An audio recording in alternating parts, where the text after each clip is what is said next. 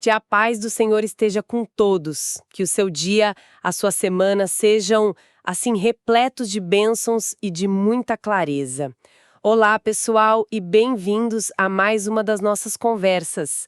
Hoje, a gente vai mergulhar no material que é, ao mesmo tempo, muito inspirador e, eu diria, profundamente desconfortável. É uma boa definição. Imagina que você tem uma máquina, sabe?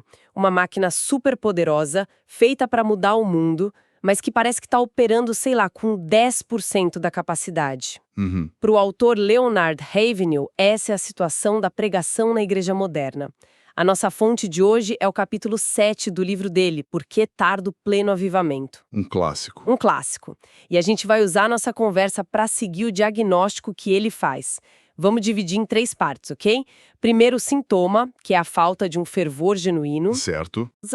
Que ele, de forma bem surpreendente, aponta para o púlpito, não para o público. E, por fim, a cura radical que ele propõe. Para começar, Ravenhill abre com uma citação de um reformador, Oecolampad. Ele diz: uns poucos pregadores bons e fervorosos produziriam um maior impacto do que uma multidão de homens mornos. Oecolampad não é um nome super famoso hoje, né? Ele foi um reformador ali do século XVI, contemporâneo de Lutero. Por que você acha que o autor começa justamente aí, nessa era? Olha, começar com um reformador como ele é uma escolha muito estratégica. Ele nos joga de volta para um tempo em que a pregação era vista como algo que podia abalar nações, sabe? Sim, não só um evento de domingo. Exato. E o que Ravenhill faz em seguida é definir o que essa palavra, fervoroso, realmente significa no argumento dele. E assim, não tem a ver com o volume da voz, com performance. Não é gritar, então. Não é gritar. Ele usa exemplos como Isaías, que se sentiu destruído por ter lábios impuros, ou Paulo, que sentia um peso tão grande que falou: ai de mim se não pregar o evangelho. O fervor aqui é uma convicção interna, avassaladora, vira uma necessidade, um fardo quase insuportável. E ele dá um exemplo humano para essa ideia que é nossa, chocante para os nossos padrões de hoje. Ele fala de Richard Baxter, um ministro puritano inglês do século XVII. Baxter. O autor cita Baxter descrevendo a própria vida. Ele diz que o ministério consome a saúde dele, que ele trabalha sentindo dor o tempo todo, mal tem tempo para comer, e que quanto mais ele se dedica, mais ódio e oposição ele atrai. É um retrato brutal. Sim, e essa descrição do Baxter é, tipo, o pilar do argumento de Ravenhill sobre o que a gente perdeu. É fascinante o contraste com a nossa cultura de hoje, que valoriza tanto o equilíbrio, né? Vida pessoal, profissional, autocuidado, totalmente.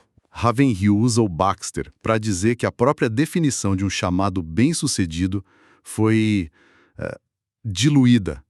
Passou de autossacrifício total para algo mais parecido com uma carreira sustentável. Nossa, é isso mesmo. O Baxter chega a dizer que o trabalho dos artesãos da cidade era um prazer perto do dele.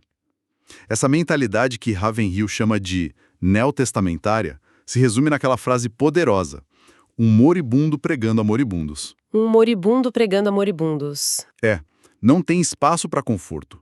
É uma urgência existencial que, na visão do autor, é a única coisa com poder para, e eu cito, arrancar esta geração de pecadores da boca do inferno. Certo. Então, se o sintoma é essa perda do fervor, da urgência, onde é que o Ravenhill localiza a causa do problema? Ele faz uma afirmação muito forte. Qual? E ele nota que sempre tem um culpado, né? Antes era o liberalismo, hoje muitos culpam a televisão, a internet. Pois é, mas é aí que o argumento dele dá uma virada crucial, sabe? Ele se recusa a aceitar esses bodes expiatórios. Ele não deixa a culpa ir para fatores externos. Ele não aponta para fora. Não, ele vira o espelho para dentro e cita Shakespeare. O erro, caro Brutus, está em nós mesmos. Para Ravenhill, a responsabilidade primária por esse declínio está no púlpito.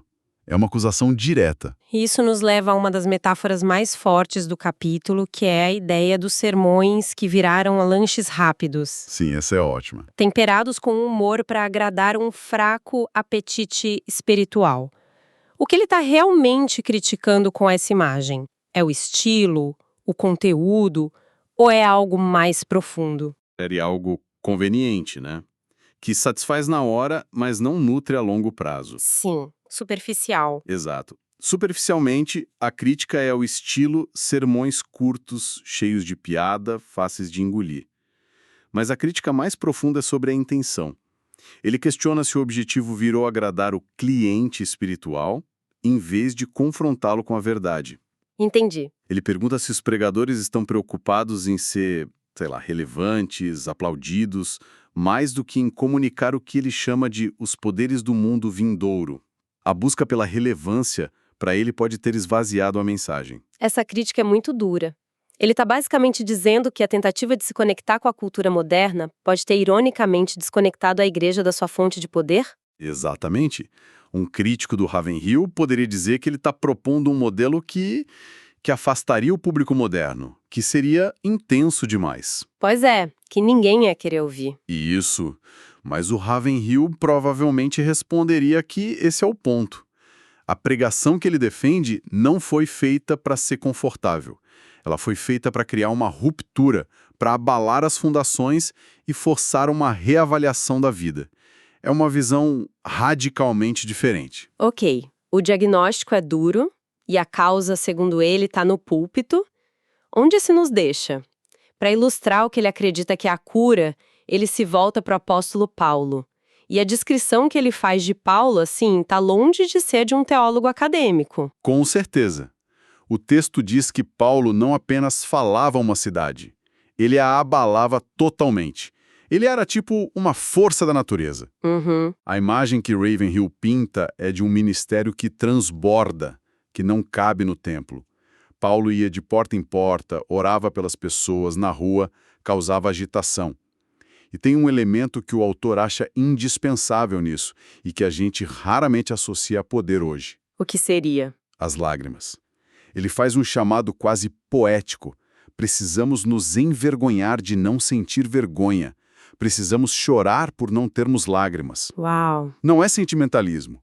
É um apelo a uma empatia tão profunda, um peso tão genuíno pela condição humana que leva ao choro. E ele continua nessa linha quando redefine a experiência de Pentecostes, que é um evento tão central, né? Ele afirma que Pentecostes significa dor, peso, prisão, não prazer e comodidade. Isso. Porque essa distinção que ele faz entre o evento Pentecostes e o movimento pentecostalismo é tão crucial para o argumento dele. Essa distinção é a chave para entender a cura que ele propõe.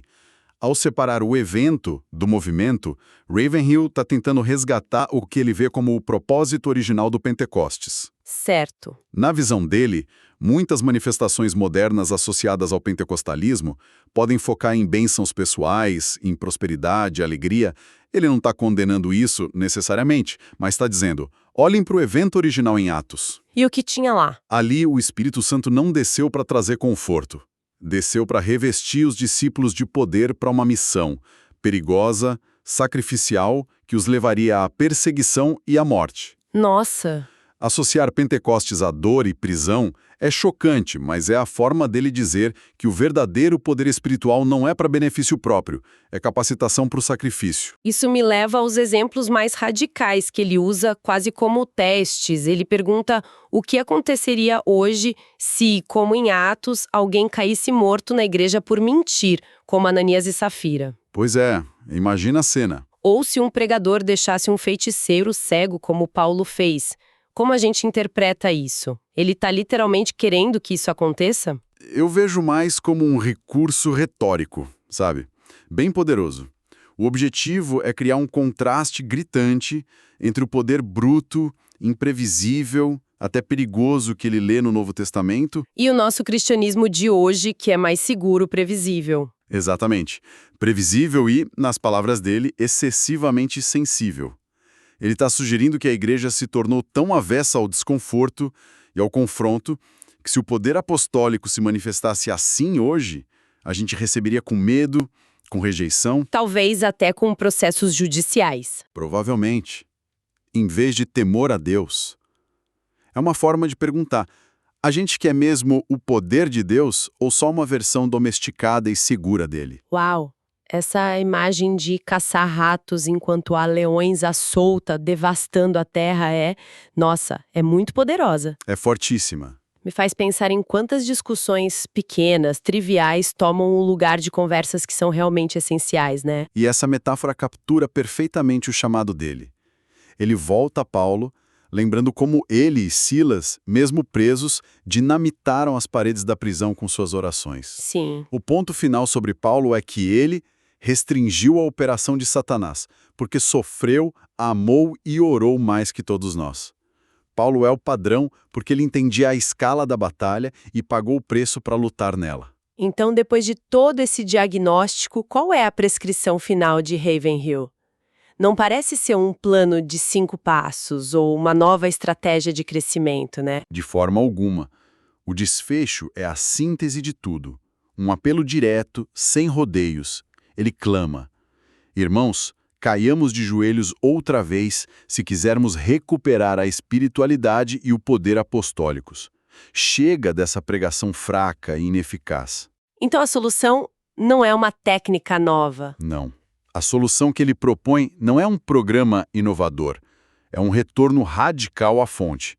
Humildade, oração desesperada e dependência total de Deus. É profundamente antimoderno, no sentido de que rejeita soluções fáceis para problemas espirituais. As citações que ele usa para fechar o capítulo realmente amarram essa ideia. Uma diz: parece que a igreja parou num ponto qualquer entre o Calvário e o Pentecostes. Sugerindo que ela conhece o perdão, mas talvez não o poder para a missão. É isso. Exato. E outra, do avivalista Charles Finney, é cortante. Um avivamento espiritual sugere a ideia de que houve antes um declínio espiritual. É um chamado para a gente admitir a fraqueza como o primeiro passo para buscar a força.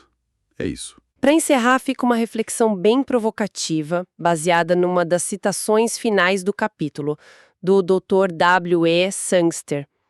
É um pensamento para levar consigo. Vamos lá. Como alguém irá se sentir, no dia do juízo final, se passarem diante dos seus olhos todas as oportunidades que perdeu e ficar provado que as suas desculpas não foram mais que meros disfarces para o orgulho e a covardia? Na nossa próxima análise, vamos continuar a explorar este livro tão impactante, porque tarda o pleno avivamento. Que Deus abençoe a todos.